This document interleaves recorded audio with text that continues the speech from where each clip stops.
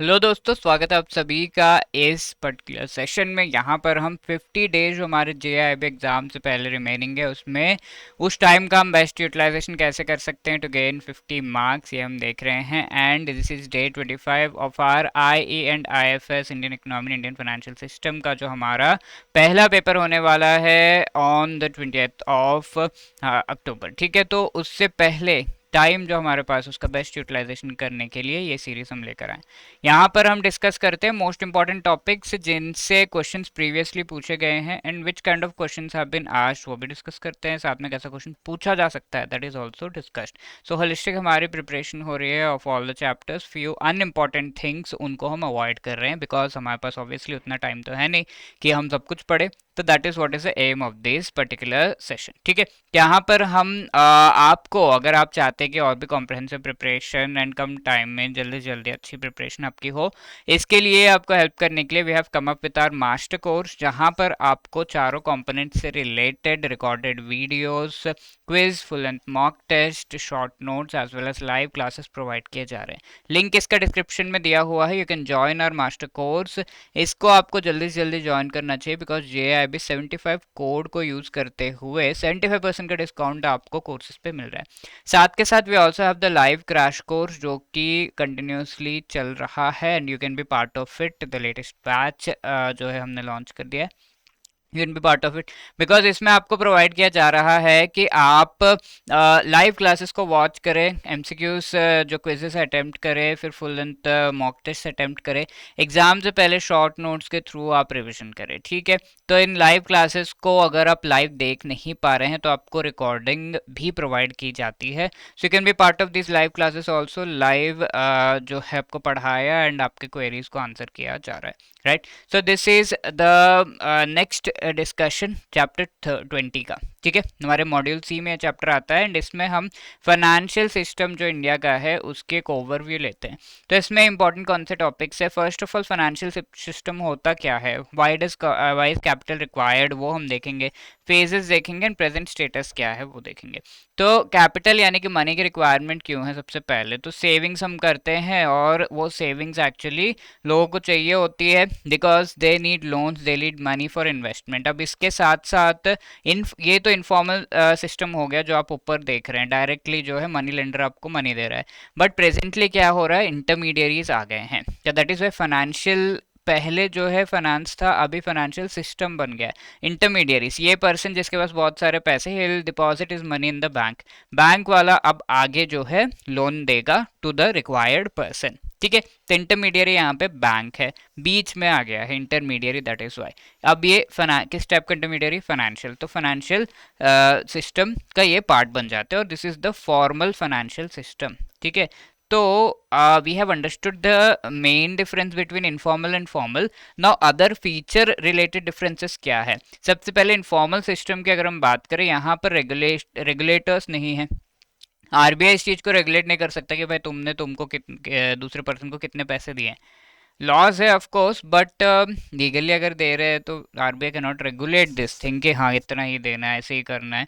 वो चीज़ों को बहुत ज़्यादा रेगुलेशन इनफॉर्मल सिस्टम में नहीं कर सकते। ट्रांजैक्शन कॉस्ट कम है बिकॉज बैंक में दो, फिर बैंक आपको लोन दे रहा है, यहाँ पे इंटरेस्ट रेट्स बढ़ रहे हैं तो कॉस्ट ज़्यादा लगता है मनी का, ट्रांसफ़र का। तो यहाँ पे कॉस्ट कम लग रहा है। प्रोसीजर्स जो अनस्ट्रक्चर्ड है, यानी कि आज दे रहे हो, कब दे रहे हो, कहाँ दे रहे हैं money, all of these things are not decided. Transparency यहाँ पर जो है होती है बिकॉज ट्रांजैक्शंस क्या हुए हैं वो आपको इजीली पता है, सामने वाला कौन है, क्या है, कैसे मनी दे रहा है, everything is known. Money lender knows this person also.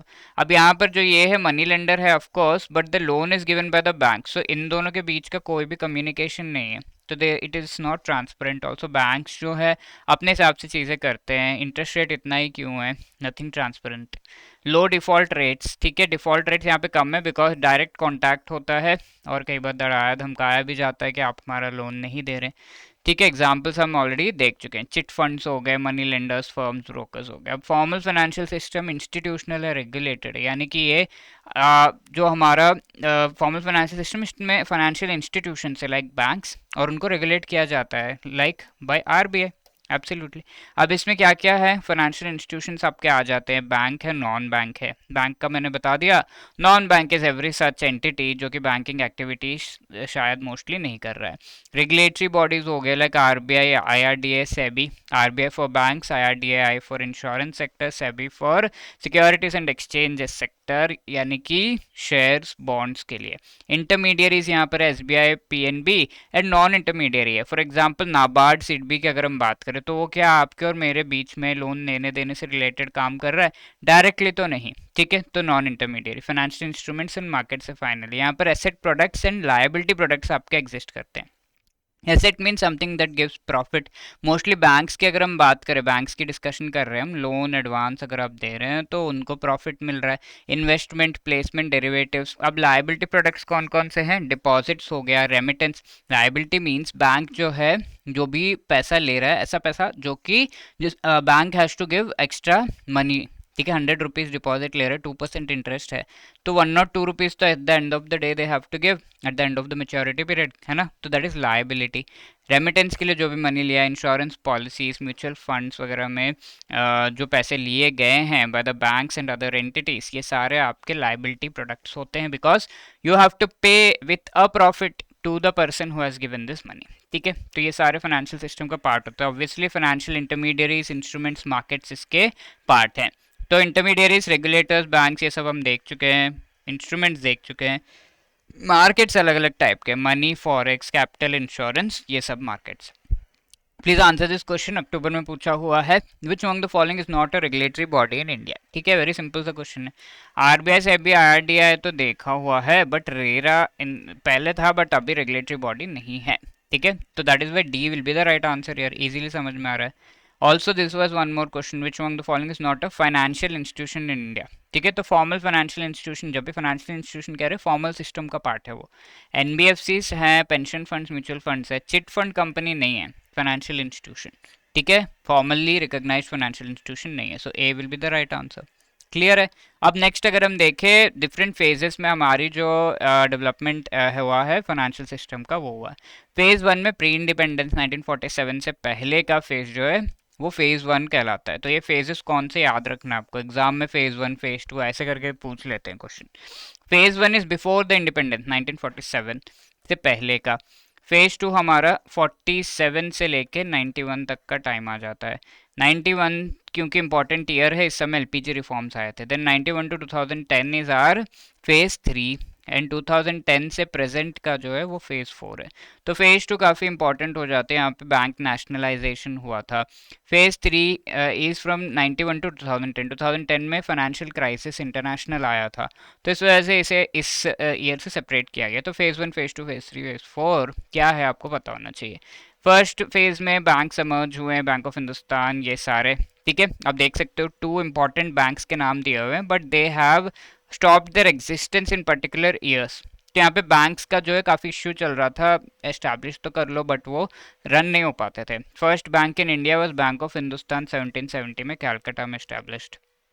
अब SBI and Punjab national bank का एस्टैब्लिशमेंट हुआ, तो बैंक ऑफ कैलकाटा जैसे वैसे दो और बैंक्स मद्रास एंड बॉम्बे में खुले, इनको मर्ज करके इंपेरियल बैंक 1921 में बनाया गया। 1955 में एसबीआई वाज फॉर्म्ड ऑन 1 जुलाई। तो जो whoever is working in SBI you might be knowing 1 जुलाई को फाउंडेशन डे मनाया जाता है, and it is the first public sector bank in India. Punjab national bank very old bank है, 1874 में इस्टेब्लिश हुआ।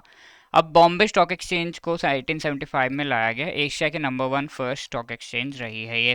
Fourth thing is to discuss about the RBI. तो ये चीज़ देख ली गई थी कि काफ़ी सारे बैंक्स जो है बन रहे हैं और बर्बाद हो जा रहे हैं, तो रेगुलेशन की रिक्वायरमेंट है। 1935 में हिल्टन यंग कमीशन ने इसे रिकमेंड किया था। तो these questions have been asked in the exam, and RBI 1935 में as a private entity establish होता है। अब फॉरेन एक्सचेंज रिलेटेड भी चीज़ों को हमें मेंटेन करना है ना, तो फॉरेन एक्सचेंज रेगुलेशन एक्ट को लाया गया 1973 में। ये काफ़ी ड्रैकोनियन था। अगर आपके घर में कुछ पैसे आते तो सारे का जो है गवर्नमेंट ऑफिशियल्स आ जाएंगे पूछने, बाहर कंट्री से अगर पैसा आ रहा है तो क्या, कहाँ से, क्या है। तो बहुत ज़्यादा जो है डिफ़िकल्ट सिचुएशन क्रिएट करता था, और ये ट्रेड को प्रमोट नहीं करता था।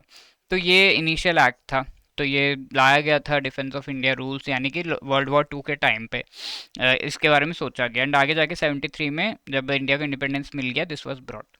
सो ये जून में का क्वेश्चन है, विच सेंट्रल बैंक को सेटअप करने के लिए, आरबीआई को सेटअप करने के लिए कौन से कमीशन का कमिटी का रिकमेंडेशन हुआ? Hilton young, Nehru committee, Simon young committee या फिर कौशिक बसु कमिटी, इसमें से कौन से कमिटी ने रिकमेंड किया? तो ऑब्वियसली 1935 में स्टैब्लिशमेंट हुआ था, Hilton young commission actually give the recommendation. ठीक है, अब सेकेंड फेज की बात करें 47 से 91 के बीच का, इकोनॉमी प्लान्ड होगी ऐसा हमने सोचा, 51 में फर्स्ट 5 ईयर प्लान लेकर आए। अब second thing that is nationalisation is very important here. किस किस को नेशनलाइज किया गया? नेशनलाइज मीन्स ये सारे प्राइवेट एंटिटीज थे, इनको गवर्नमेंट के अंडर ला दिया गया कंप्लीटली, लाइक आरबीआई 1948, एसबीआई 1955 में बैंक्स को नेशनलाइज किया गया, बिकॉज काफ़ी सारे प्राइवेट बैंक्स थे और काफ़ी सारे बिग प्राइवेट बैंक्स थे और परफॉर्म भी बहुत बढ़िया तरीके से तो नहीं कर रहे थे, तो इनको बना दिया गया एज अ नेशनल यानी कि पब्लिक सेक्टर बैंक। ठीक है, तो 1969 में एक बार नेशनलाइजेशन हुआ 14 बैंक्स का, 1980 में नेशनलाइजेशन हुआ 6 बैंक्स का। तो ये पूरा टेबल आपके लिए बहुत इंपॉर्टेंट है, पढ़ लीजिए, याद कर लीजिए, रट लीजिए। ठीक है, nothing much to explain, but I can just read out. Allahabad bank, bank of Baroda India, Maharashtra, Canara, central bank of India, syndicate, UCO bank, UBI, union bank, PNB, Indian overseas Indian bank, Dena bank, ये सारे आपके 1969 में पब्लिक सेक्टर बैंक बनाए गए थे। 1980 में 6 more banks were made public sector, like Andhra corporation, Punjab and Sindh Vijaya, oriental bank of commerce, new bank of India. ये नाम याद करना बहुत इंपॉर्टेंट है। तो क्या बेसिस था इनको बनाने का?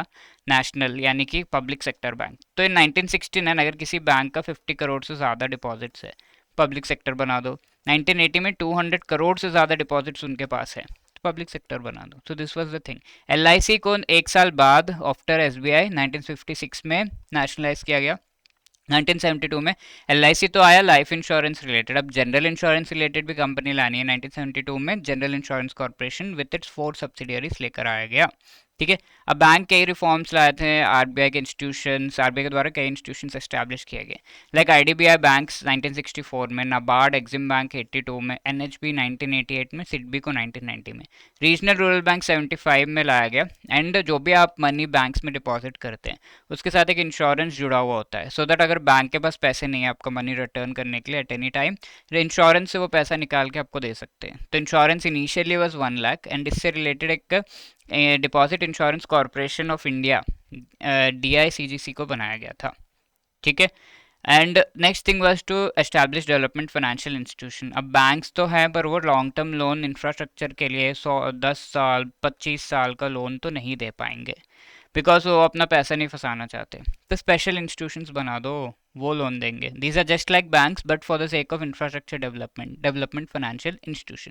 तो ऐसा पहला इंस्टीट्यूशन बना इंटरनेशनल फाइनेंस कॉर्पोरेशन 1948 में, फिर स्टेट लेवल पे बने, आईसीआईसीआई भी इस चीज़ में कूद जाता है। म्यूचुअल फंड्स रिलेटेड भी डेवलपमेंट्स किए गए, लाइक यूटीआई को गवर्नमेंट ऑफ इंडिया ने एस्टैब्लिश किया so as to promote mutual funds in India. I hope you know what is mutual funds, अगर नहीं तो आगे हम बहुत डिटेल में पढ़ेंगे।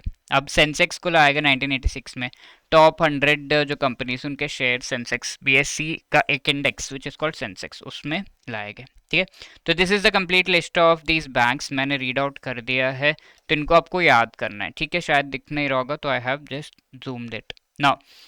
जून में question, if a person joins bank of India 1960 transfers to new bank of India 1975 then is movement is from. यहाँ पे देखिए बैंक ऑफ इंडिया 1960 में ज्वाइन किया। 1960 में bank of India was a private bank, है ना, पब्लिक था कि प्राइवेट था? पब्लिक तो 69 में बना, 60 में प्राइवेट बैंक था।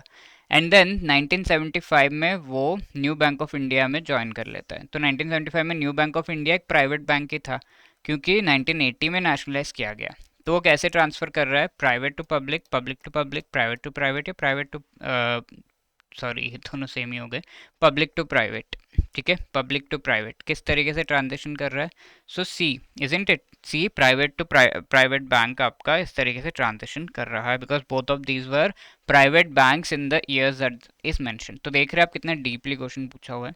ये टेबल याद करना हमारे लिए बहुत इंपॉर्टेंट है। ठीक है, बैंक्स याद कर लीजिए, मैं पहले तो नहीं बोलता था but now because they are asking very deeply, अब पूरा इसमें तो केस स्टडी बना के पूछ लिया, तो you have to remember this. Now which among में इजी क्वेश्चन था, नॉट नेशनलाइज्ड इन 1969, तो आंध्रा बैंक को 1980 में नेशनलाइज किया गया था, इतना तो याद है आपको। तो 6 बैंक्स याद करने से काफ़ी होता था पहले, बट नाउ डीपली पूछ रहे हैं, तो please remember the banks, C is the right answer. ठीक है, अब इसके अलावा I can say this is your homework question, जो मैं डिस्कस कर चुका हूँ। 1969 में जो बैंक्स बनाए गए थे उनका मिनिमम जो डिपॉजिट अमाउंट कितना होना चाहिए, मिनिमम क्राइटेरिया क्या था? Please do let me know in the chat box. All the best for preparation. If you have any other queries, 8146207241 हमारा नंबर है, या फिर hello@edutab.co.in पर भी आप अपनी क्वेरीज मेल कर सकते हैं। Okay, all the best for your preparation, thank you.